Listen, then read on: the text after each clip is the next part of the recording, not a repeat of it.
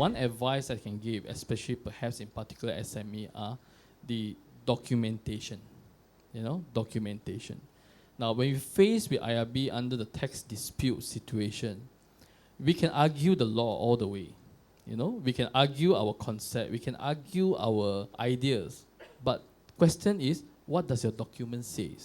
So a lot of time when the dispute went all the way up to, say, High Court talk about law, but when you go through the special commissioner, it's still the document, the agreement, your accounting transaction.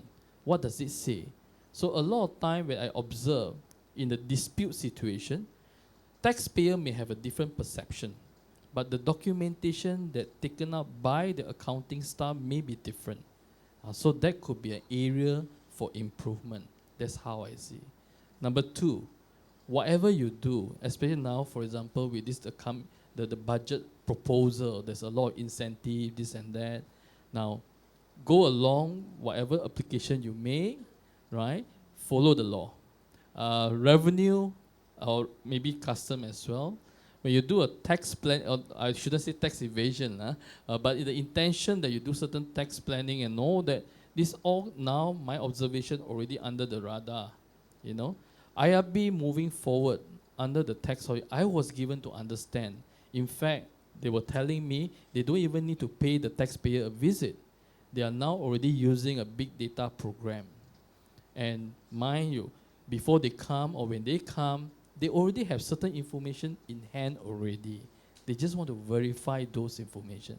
And this is a part where, when you face with tax dispute with the authority, always look from the authority's perspective, not from your perspective first.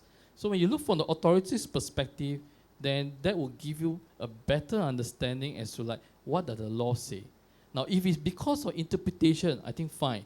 Lawyer will be very happy. Go all the way up to the court so that you make it clear and change the law. But if it's not, if it's factual, then it is your documentation.